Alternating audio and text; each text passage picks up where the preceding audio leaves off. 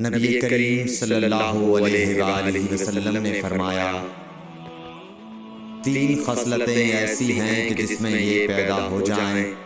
اس نے ایمان کی مٹھاس کو پا لیا۔ اول یہ کہ اللہ اور اس کا رسول اس کے نزدیک سب سے زیادہ محبوب بن جائیں۔ دوسرے یہ کہ وہ کسی انسان سے محض اللہ کی رضا کے لیے محبت رکھے۔ تیسرے یہ کہ وہ کفر میں واپس لوٹنے کو ایسا برا جانے جیسا کہ آگ میں ڈالے جانے کو برا جانتا ہے۔ حضور اکرم صلی اللہ علیہ وآلہ وسلم نے فرمایا، انصار سے محبت رکھنا ایمان کی نشانی ہے اور انصار سے کینہ رکھنا نفاق کی نشانی ہے۔ رسول اللہ صلی اللہ علیہ وسلم نے اس وقت جب آپ کے گرد صحابہ کی ایک جماعت بیٹھی ہوئی تھی فرمایا کہ مجھ سے بیعت کرو اس بات پر کہ اللہ کے ساتھ کسی کو شریک نہ کرو گے،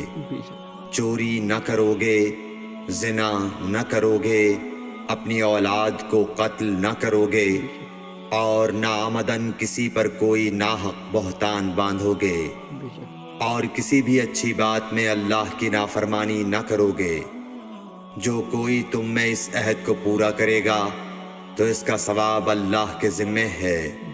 اور جو کوئی ان بری باتوں میں سے کسی کا ارتکاب کرے اور اسے دنیا میں اسلامی قانون کے تحت سزا دے دی گئی تو یہ سزا اس کے گناہوں کے لیے بدلہ ہو جائے گی، اور جو کوئی ان میں سے کسی بات میں مبتلا ہو گیا اور اللہ نے اس کے گناہ کو چھپا لیا تو پھر اس کا معاملہ اللہ کے حوالے ہے،